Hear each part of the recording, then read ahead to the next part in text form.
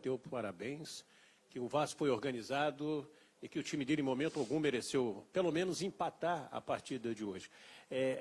Isso vai fazer muito bem para a sua equipe, para a sequência do campeonato. A leitura é essa, Jorge? Sim, porque nós conversávamos no jogo passado sobre essa questão de você não dar ouvidos para o que as pessoas falam de você, mas você tem que saber, nós comentamos sobre isso aqui, foi quase no finalzinho da minha coletiva, na quinta-feira, e o mais importante é realmente você saber quem você é e no caso da gente aqui, quem o Vasco é hoje. Nós temos sim potencial e é muito importante que eles entendam isso, e dá para ver claramente nesse jogo que eles não jogaram apenas com muita vontade, com muita raça, mas jogaram com qualidade. Nós poderíamos, inclusive, em alguns momentos, ter matado o jogo nos contra-ataques que nós colocamos, e aí já entra nas outras substituições que nós fizemos. Com a entrada do Paulo Vitor, a gente havia perdido essa velocidade, então procurei ali ganhar essa velocidade. Eu abaixei um pouquinho, diminuí um pouquinho a estatura da minha equipe, tirando o Rios, que era um homem da primeira bola, principalmente na bola parada, entrando com o Paulo Vitor em velocidade, mas recuperamos no momento certo, porque eu sabia que o Boca ele não conseguiria jogar meio tempo, por isso a gente deixou o momento certo para ele entrar, faltando ali 15, 20 minutos, e ele entrou muito bem. É um cara que organiza muito bem a zaga, já chega gritando, falando, chamando a atenção, empurrando o time no momento certo, e ele organizou ali, e a gente pôde trazer o Pikachu de novo para dele, trazer o Ricardo para dele de novo como lateral, e organizamos novamente a equipe taticamente, e foi muito bom a equipe entender quem ela é, que é possível. Tem grandes times no futebol brasileiro? Tem, mas não tem nenhum bicho-papão. Dá para a gente, com todo respeito, naturalmente, o Grêmio é uma grande equipe, eu já havia falado isso ano passado, que fez uma grande temporada e é uma das melhores equipes hoje do futebol brasileiro. Jorginho, boa noite. Tem como mensurar o tamanho do desgaste da sua equipe? Quer dizer, já tinha alguns jogadores que estavam sofrendo um pouquinho, porque é uma volta, a questão do ritmo de jogo e tal, e tendo um jogo intenso como foi, com um jogador a menos, queria que você falasse sobre isso, como eles estão nesse sentido, o que dá para projetar, e se você pensa em ter de volta algum desses jogadores que estão no departamento médico, o caso do Galhardo, por exemplo, para o próximo confronto. Ainda em relação ao Rafael, a gente ontem, ele ainda sentiu, apenas no futebol, ele sentiu algumas tonteiras, então o protocolo tinha que realmente ficar. Nós vamos conversar, é uma questão que a gente precisa tratar com os médicos agora, se por um acaso ele vai na viagem. É certo que o Wagner volta, que não está contundido, foi apenas o cartão que ele tomou, o terceiro cartão, então é certo que ele já volte. Também é certo que o Breno não vai para essa viagem, nós já decidimos isso, é um jogador que a gente tem que ter um cuidado necessário. O desgaste que nós tivemos em 6 dias, jogando segunda, jogando quinta e jogando domingo, a gente já está muito feliz por ele ter terminado o jogo e, mais uma vez, jogando muito, um zagueiraço com muita qualidade técnica, mas também com muita presença e organização da equipe. Então a gente decidiu que não vamos levar realmente ele para a altitude, vai ficar aqui e vamos decidir sobre outras situações ainda. Então, aguardar a volta do Rafael. Do Ramon, a gente só vai ter o Ramon para o jogo contra o Corinthians, não vai dar para ele viajar ainda, porque é muito precoce, e vamos com aquilo que a gente tem realmente de melhor para esse jogo aí contra a LDU. Jorginho, hoje deu para perceber que a equipe está mais confiante o que fazer dentro do campo, apesar do desgaste de 3 jogos em uma semana. Para chegar nesse estágio, precisou de uma conversa especial? Como que chegou a isso? Não, a gente tem conversado bastante, porque na realidade, desses 3 jogos, principalmente agora, nós não tivemos tempo de treinamento. Então, eu só descansei os meus jogadores mesmo. Eles tiveram 2 dias de descanso ali de segunda para quinta, de quinta para domingo, a mesma situação. Sexta e sábado eles não fizeram absolutamente nada. Quem acompanhou ontem o treinamento lá no CT foi exatamente aquele. Nós não trabalhamos antes com os titulares, ficou a equipe B fazendo apenas um futevôlei, também descansando, porque eles haviam feito na sexta-feira 2 tempos de 30 contra o reserva do sub-20, então foi muito bom para a gente ver como estava o Boca, para a gente colocar alguns jogadores, a questão do Thiago, por exemplo, mesmo que já vinha de um tempo de inatividade, jogou comigo apenas 8 minutos em 4 jogos, então foi muito bom ver que eles estavam muito bem e que eles tinham todas as condições de entrar num jogo como esse, como aconteceu, e de manter fisicamente. Jorginho, o Vasco no primeiro semestre foi um dos times que mais sofreu gol na temporada do Brasil e o Grêmio um dos que mais marcou. Depois desses 3 jogos que o Vasco só tomou um gol e foi numa jogada um pouco isolada, como é que você avalia assim, o sistema defensivo, essa melhora? Foi mais na base da conversa, do posicionamento, porque as peças eram as mesmas. Como é que você conseguiu essa melhora defensiva aí no Vasco? Bem, em primeiro lugar, ainda estamos longe ainda do ideal de que nós achamos que é possível alcançar. A gente treinou muito, não foi só conversa, muita conversa. Eu, como fui um atleta, tenho a certeza disso, de que os atletas precisam participar de decisões, principalmente se marca zona, se marca homem a homem, ou se a gente faz a mista. Decidimos assim em conjunto com os atletas que a gente faria a mista, é o que a gente está fazendo aqui agora. E treinamos muito isso insistentemente, a gente treinava quase todos os dias, a gente parava, tirava um tempo para treinar. Em Pinheiral nós fizemos isso, a gente tem feito isso lá no CT, e com certeza houve uma melhora, porque eles entenderam a forma de marcar, o que é preciso fazer quando você marca mista, que você coloca uma linha de 4, uma linha de 5 para fazer a zona, e 2, 3 jogadores, não deixando com que os melhores jogadores deles partam para a bola com facilidade, com liberdade. Então eles entenderam isso, principalmente que a gente precisa atacar, os homens que estão na zona precisam atacar sempre para frente, nunca para trás, ou a gente faz o balanço para o lado, de acordo com que a bola, se ela está saindo uma bola fechada, uma bola aberta. E tem sido determinante essa conversa, vídeos, temos passado muitos vídeos para eles, desse posicionamento. A gente passa inclusive nas preleções daquilo que a gente fez durante a semana, né, e principalmente nas semanas passadas, porque agora basicamente não deu para fazer isso, mas treinamos muito e a equipe está de parabéns. Já de se ressaltar que a gente havia visto que o Grêmio é a equipe que sofreu poucos gols, se eu não me engano tinha sofrido 23 gols nessa temporada, mas ela sofreu 17 gols de bola parada. Então era um ponto que a gente deveria realmente assim forçar, e nós fomos felizes em alguns momentos, não conseguimos fazer um gol de bola parada, mas era um ponto muito importante que a gente levantou. Jorginho, boa noite, parabéns pela vitória. Obrigado. Que você falasse sobre esse jogo, o Breno, você começou a falar sobre ele, que vai poupá-lo, mas queria que você falasse da importância dele, o futebol que ele vem jogando. Parece que ele tomou conta ali do setor defensivo. Né? É um jogador que a gente já havia convocado ele para as Olimpíadas de 2008, haja verde que o Thiago Silva machucou naquela oportunidade, era um dos jogadores acima de 23 anos, o Breno entrou e não saiu mais, acabou quando o Thiago Silva voltou, ele acabou ficando no banco para o Breno. Então se trata de um jogador de altíssimo nível técnico, físico, né, pelo seu porte, seu tamanho, e hoje muito mais experiente, né, com todas as lutas e dificuldades que ele passou. Todos nós sabemos da história dele, o problema que aconteceu na Alemanha. Hoje muito mais maduro, muito mais experiente, muito mais focado no profissionalismo dele, mas é um jogador que a gente requer sérios cuidados pelo tempo longo que ele ficou inativo. Então, já foi um ganho muito grande a gente contar com ele nesses 3 jogos seguidos, né? Segunda, quinta e domingo.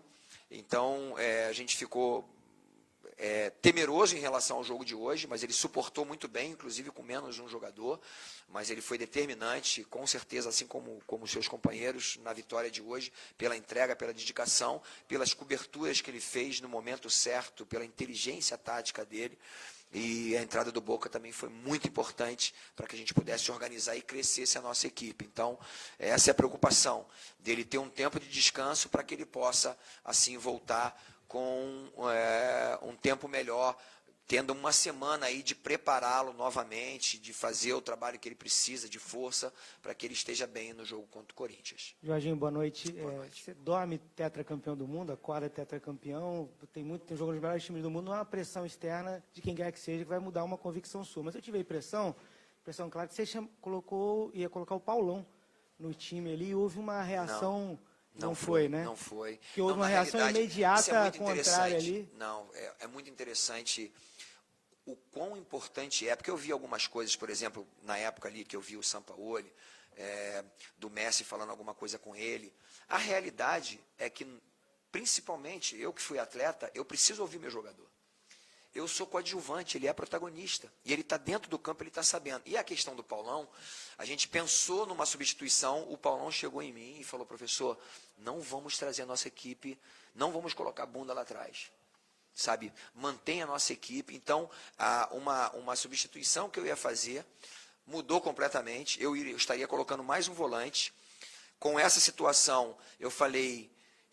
na hora eu pensei ali, eu falei assim, eu acho que o Thiago é o cara que realmente vai mudar essa situação, porque é um jogador ao mesmo tempo que é muito obediente taticamente, ele é aquele cara que esconde a bola, ele consegue realmente, assim, com todas as dificuldades que a gente ia enfrentar com -1, ele é aquele cara que ele parece lento, mas ele acaba sendo rápido, é um jogador que tem realmente uma transição ofensiva legal, não é um contra-ataque, mas uma transição ofensiva, consegue levar a nossa equipe para o ataque com qualidade, e a gente manteria a nossa equipe assim com força ofensiva, e a gente não se desorganizaria atrás, e foi o que aconteceu. O que eu procurei fazer? Trouxe o Ricardo para a lateral esquerda, trouxe o Luiz para zagueiro, mas para ficar próximo, porque era o forte deles ali com o Everton. Eu sabia que o Everton é mais veloz do que o Iago, mas eu teria ali na cobertura o Luiz, e trouxe o Breno para o lado esquerdo. Já no segundo tempo a gente conseguiu organizar, principalmente com a entrada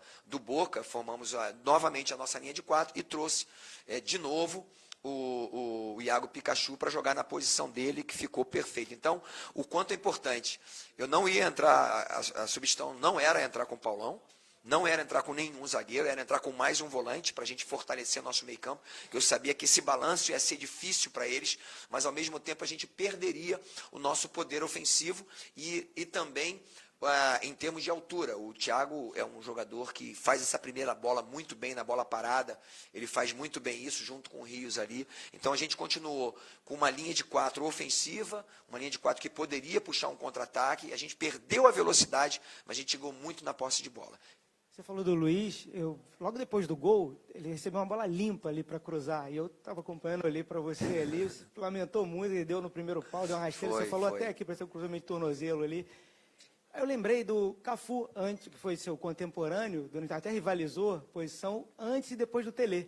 Era o Cafu antes do Telê, o Cafu depois do... O que um treinador, nesse mundo tão tático, né, de discussões tão táticas, pode, como você, que foi um craque de bola, colaborar tecnicamente para um jogador, por exemplo, aprender a cruzar e meter um segundo gol que mataria praticamente o jogo? É verdade, eu lamentei ali porque é tudo aquilo que eu fazia de melhor, e eu treinei isso. O Luiz vem entrando, e é tão bom a gente ver assim, o jogador como o Luiz. A gente tem Leno, a gente tem Rafael, e o Luiz, em princípio, é aquele coringa, é o cara que joga de volante, que joga de zagueiro, que joga de lateral.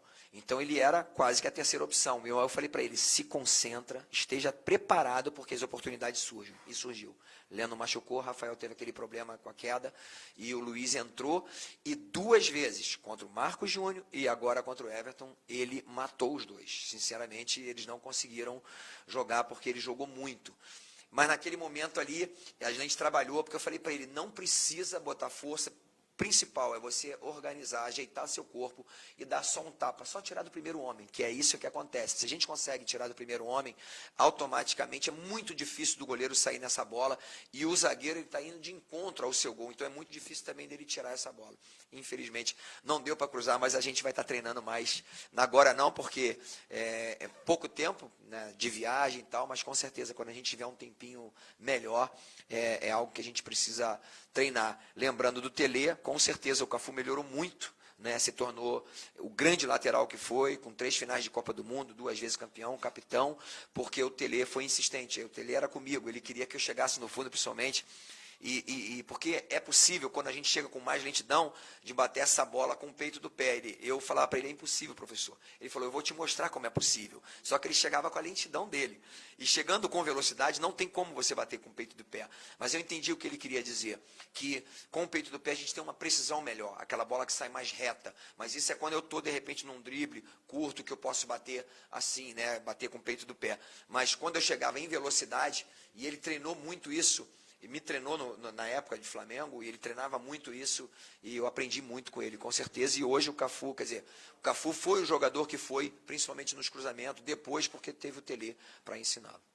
Jorginho, no pós-Copa são 3 jogos com 7 pontos ganhos, né? No detalhe não são 9, né? Aquele gol do Pedro no final do jogo. Nesse mês e meio de trabalho, intertemporada, trabalho no CT, em Pinheiral e tudo mais, o que você analisa como conquistas desse trabalho? Hoje, por exemplo, a gente viu os 10 primeiros minutos, um Vasco extremamente intenso, que a gente não tinha visto no ano. Acho que foram os 10 melhores minutos do Vasco na temporada, talvez, possivelmente. O que é uma conquista? O que são conquistas nesse teu trabalho de um mês e meio? O que você já enxerga e você fala, acho que o nosso trabalho conquistou isso, o Vasco já melhorou nisso? Para te ser sincero, eu acho que é muito pouco pelo potencial que essa equipe tem. Um dos trabalhos que eu procuro fazer, e principalmente eu venho fazendo aqui, interessante que isso aconteceu em 2015, está acontecendo agora, é de resgatar a confiança no potencial deles. Treinamos bastante, mas eu quero essa equipe com essa intensidade durante 90 minutos. Eu sei que não é fácil, mas esse é o objetivo. Como você falou, acho que foi até um pouquinho mais do que 10 minutos, eu vi essa equipe uns 20 minutos, assim, muito intensa, muito organizada, e fazendo tudo aquilo que a gente viu o Grêmio fazer durante muito tempo, né? Com uma característica um pouco diferente, que a nossa equipe é um pouco mais rápida com a troca de passes. O Grêmio muito qualificado, com esse jogo apoiado, né? Está sempre próximo da bola e trabalhando de um lado e do outro. A equipe fez isso o tempo todo, encontrando nas costas, principalmente da primeira linha deles, depois da segunda linha, a gente encontrando realmente os homens que a gente precisava para a entrada no facão. A gente sabia que o Grêmio era muito forte nessa entrada no facão, principalmente do Everton e do Ramiro. E o que aconteceu é que nós falamos, nós vamos fazer isso com eles. Nós vamos surpreendê-los com a entrada do Pikachu e a entrada do Kelvin. Infelizmente não deu para fazer tanto isso com o Kelvin, porque nós perdemos ele rapidamente no primeiro tempo. Mas assim, naturalmente eu creio que nós temos muito ainda a melhorar. Essa equipe tem muito a crescer. Mas deu pelo menos dá para a gente ver que é possível nós realizarmos esse tipo de jogo. Um jogo muito organizado, bonito de se ver, ao mesmo tempo intenso e competitivo. Jorge, o que você quer falar para o torcedor do Vasco? Aproveita esse momento. O que você gostaria de passar para o torcedor do Vasco que está feliz com a vitória, com o jeito do time? Mas que mensagem você gostaria de passar? Feliz de não ter ouvido burro hoje.